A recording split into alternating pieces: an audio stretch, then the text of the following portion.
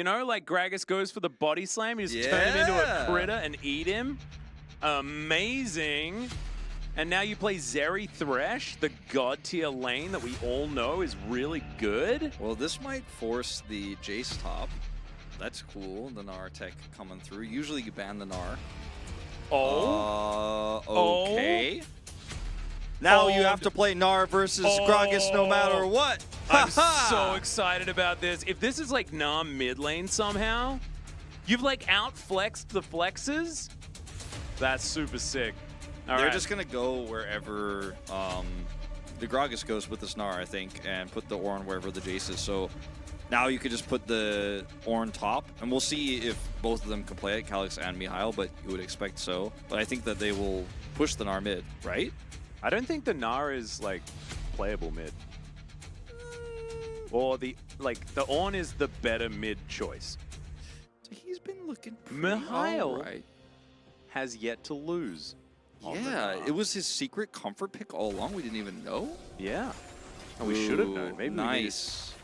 We just thought of him as the Kasante guy this whole time. Playback, but with not much more. And you're not really going to win out on that one. As Smash continuing to be frustrating as, yep, they do manage to take that one down. Can be very annoying because Zeri deletes wards so quickly at level 1. But they are at least able to trade it back. Yeah. For some health worth. Folios with the cull. Start.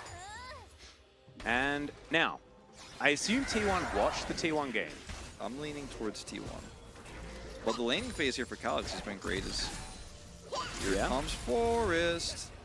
Yep, Mihail might be in trouble here, guys. The flash does come forward from Mihail as he's trying to heal this one. Does have the hyper ready to proc, but the stab's going to come through, and he couldn't turn to try and auto, because otherwise he would have just been autoed to death. So that is a dead Gnar, no flash. Dal still has his flash. Teleport's going to be up, but is the Gnar just dead upon arrival? Well, I think Mika Mister is a really positive person, so he was definitely referencing talking about Final Fantasy 15. Yeah. Let us know how it was if you want to play it. As we've got a bit of a fight brewing. Ornhorn going to come through. That is so much value. The hook is going to connect, though. Finds the Lulu and will be able to take her down. But Jungler destroyed. And no Nongshim should be able to get control of this Smite area. Smite available here for Sounder, as we can see. The Drake loses interest in the battle as Calyx going to have to flash. Get himself out of the way. Oh my god! This Gragas is too good. He killed two dragons! Too good, and he killed 2 dragons. It's insane. How does he kill 2 dragons like that? The Viego is going to be so much stronger in these upcoming fights. You already have a Drake lead here in the next 80 or so seconds. There's going to be another Drake to fight for. Zeri isn't any stronger than she was before. Yeah. And they could use the Herald to also control the Prio. It's a real tough one. Sounder did find the smite button there, as now doesn't have very far to go, but Ornhorn comes in, misses bot, and Forest is now taking a lot of damage from Jiwoo. Can he actually lock this one up? And he does. And now Bay has to get out of there. The wild growth, perfect for keeping Sounder alive. Fadeaway barrel comes in to slow down Jiwoo. The counter throw? To take him out, and The counter throw right before Drake, as you could tell the team, the front line and the back line were on very different pages there. Kind of game. Don't think that's happening.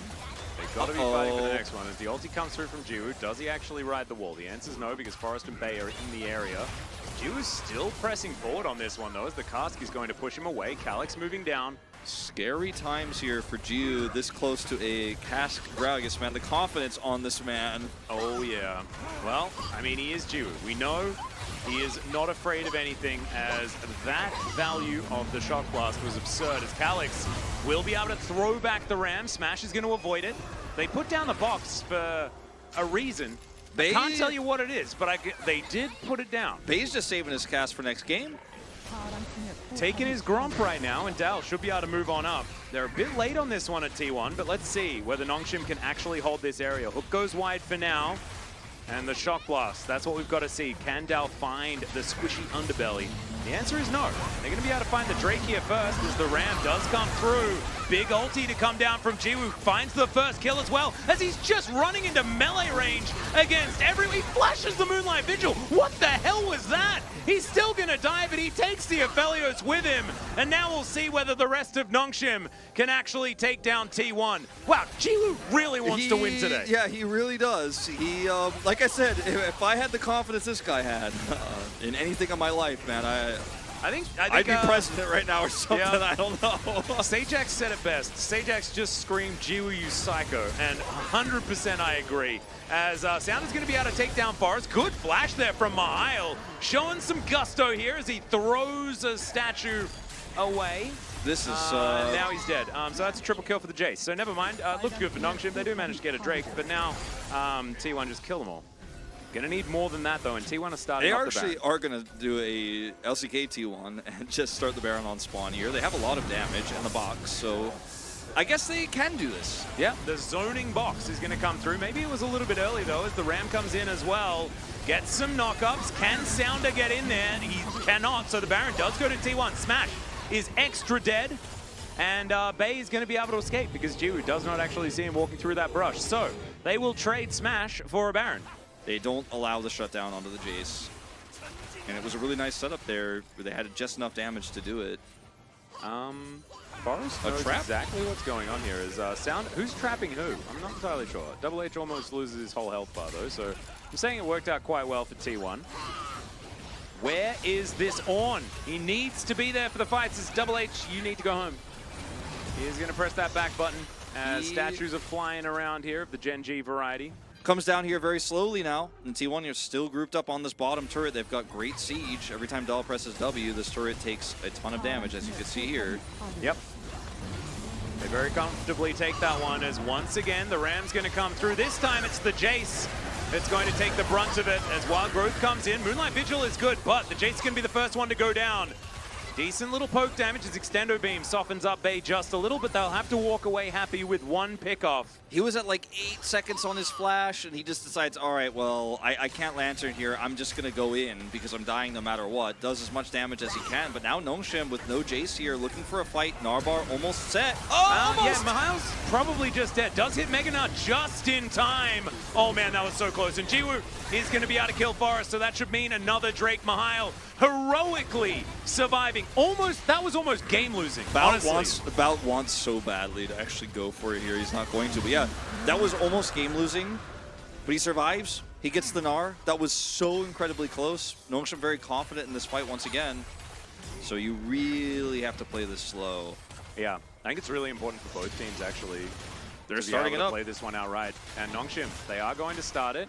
Forest has moved in as Calyx is going to immune the stun. And now the rest of Nongshim moving on over. That's a double knockup, really beautifully done. Forest just obliterated. Nothing that he can do. Bay has to body slam his way out, and now with no jungler, before the fight's even happened, Wolf, I think Nongshim have just got this. I think they have. There's no jungler, and there's no engage here. Oh man, I am voting for Calyx like in an instant. Oh, yeah. Maybe even right now. That was so clean. This guy's on is sick. As all these players' flashes are just a few seconds away when they need the most. As maybe we'll see a pick on the Snar. He does have the Mega. Yeah. Body slam misses. And I think that he's kind of feeling all right. Now that's a pretty decent lineup for an ultimate, but he doesn't actually have it up and available just yet. Mihail's dead. Pop goes the good orange cast buff. From Bay. It's a really creative way to play the game.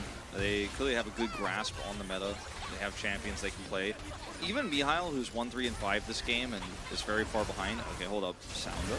All right. It does take a Shock Blast, and if you hit a Shock Blast on the enemy jungler, that's definitely a good thing because Sounder does not have a lot of defense. Ready for Bay here. You've got to be so careful Nongshim sieging up like this. Yeah. Forest moving on over. They are going to be able to take this inner turret very comfortably. And with no Calyx, this is a really rough ask as Book barely misses.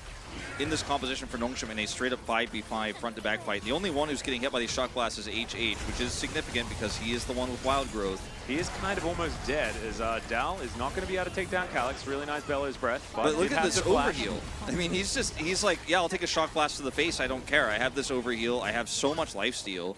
Now they're trying to use this Jace as a split-pushing win condition. Super hard. I think this definitely could have been done earlier. As Nongshim tunnel mid a little bit, so he's going to grab a turret. but no inhibitor damage, forcing some backs here. Oh, he's going to get caught. Yep, knockup is going to come through, and Dal is going to get breathed on, smacked down. This is just like, look at this Ornn. He's taking 0 damage and delivers the kill to his Zeri. This is it. T1, you have to win this fight. Where's the cast from Bay? Bay's cast has to be good. The follow-up has to be amazing, has to be instantaneous. These shock blasts need to hit a few more times, but look, they're already doing so little damage to this 80 carry. T1, it feels like they've been checkmated. Yep, and Calix's health bar is just absolutely massive. Sounder does take a lot of damage here, and Dal finding that one is very important. Gotta engage sometime. Yeah, and Calix is just holding onto that on-horn button. And when he decides to press it, that's when danger will... Oh, he gets interrupted! Doesn't actually manage to land it, but still they manage to get the Mountain Soul. And even without Calix's ultimate, it doesn't really matter. They get the flash out of Smash, and then Smash gets smashed.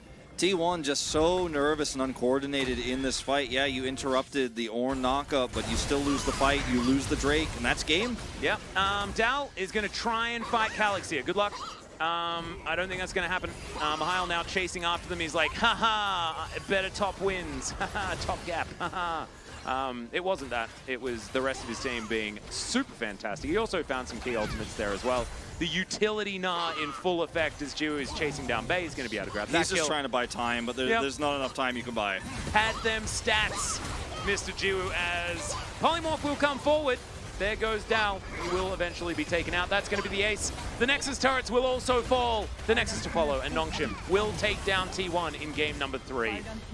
It's heartwarming, Wolf. It's heartwarming. It really purely was. Because they're the ones that took the risky drafts, right? And it paid off in the end. It did pay off in the end, and the execution, the confidence with which they played this in Game 3 was way better than what we saw from T1. Once they turn on the Drake, we'll go in. I'm like, no, you lost the Drake. You can never win that fight now. Never, ever.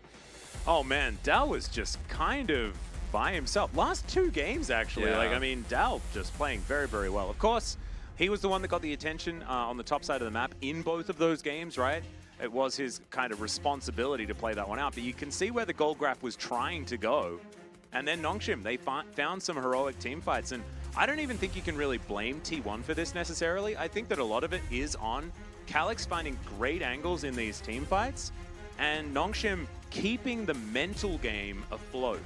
Because in games like this, especially with the high pressure of a game number 3 just in general, you can kind of collapse under the pressure. We saw a bit of this for T1 in some of those final team fights when things seemed completely doomed, which they kind of were. As Jiwoo is going to pick it up, I think Calix deserves a bit of a nod, but I find it difficult to vote for Zeris just in general. We're just some he boom was boom still voters fantastic over here on the Korean side today, aren't we?